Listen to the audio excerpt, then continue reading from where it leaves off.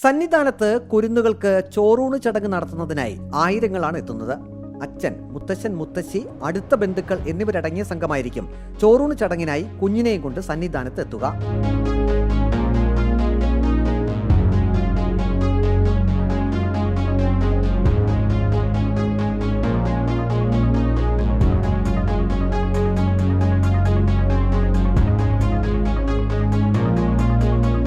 കുഞ്ഞുങ്ങൾക്ക് പ്രത്യേക പരിഗണന തന്നെ സന്നിധാനത്തുണ്ട്.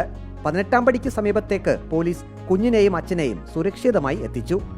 ശരണം വിളിച്ച് 18-ാം പടി കയറ്റം.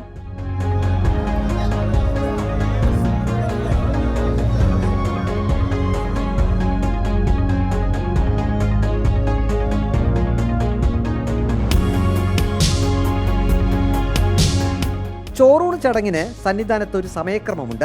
വലിയ തിരക്കായതിനാൽ പലപ്പോഴും ഈ സമയക്രമത്തിന് ശേഷമായിരിക്കും കുടുംബാംഗങ്ങൾക്ക് കുഞ്ഞിനെ കൊണ്ട് തിരുമുറ്റത്തേക്ക് എത്താൻ കഴിയുക. സന്നിധാനത്തെത്തിയ ദിനം ചോറൂണ് നടത്താൻ കഴിഞ്ഞില്ലെങ്കിൽ അടുത്ത ദിവസം വരെ കാത്തിരിക്കേണ്ടി വരും. 6 മാസത്തിൽ താഴെ പ്രായമുള്ള കുഞ്ഞുമായി സന്നിധാനത്ത് അത്രയും സമയം നിൽക്കുന്നത് പ്രായോഗികമല്ലാത്തതിനാൽ ചോറൂണിന് പ്രത്യേക അനുമതി തേടി. ഒടുവിൽ സന്നിധാനത്തെത്തിയ ദിനം തന്നെ ചോറൂണ് ചടങ്ങ് നടത്താൻ സാധിച്ചു. ഒരേ സമയം 3 കുരുന്നുകളുടെ ചോറൂണ് ചടങ്ങ് ശ്രീകോവിലേക്കുള്ള പ്രവേശന ഭാഗത്ത് നടത്താൻ സാധിച്ചു.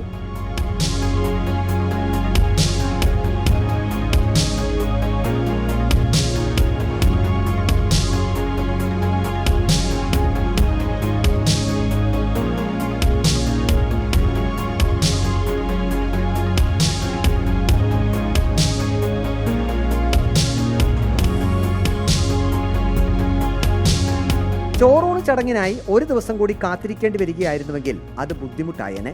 എല്ലാം അയ്യപ്പൻ്റെ അനുഗ്രഹം, കുഞ്ഞിൻ്റെ അച്ഛൻ പറഞ്ഞു. കുഞ്ഞ് 6 മാസം ആയതേ ഉള്ളൂ. ഇപ്പം കരച്ചിലും ഇപ്പം രാവിലെ ഇറങ്ങിയാണ്. അമ്മ വീട്ടിലാണ്, ഇത് കൊണ്ടുവന്നിട്ടില്ല. കാര്യം നടന്നു, ഓക്കെ ആയി. ചോറൂണ് കൊടുത്തു, പായസം അത് അരവണം, അങ്ങനെ അതെ, സന്തോഷമായി. ഇനിയിപ്പം പെട്ടെന്ന് തിരിച്ചു പോകണം. മഴ കുഞ്ഞിനെത്തിക്കണം അത്രയും പെട്ടെന്ന്. അയ്യപ്പ സന്നിധിയിൽ കുഞ്ഞുങ്ങളുടെ ചോറൂണ് ചടങ്ങ് നടത്താൻ കഴിഞ്ഞതിന്റെ സംതൃപ്തിയിലാണ് കുടുംബാംഗങ്ങൾ മടങ്ങിയത്.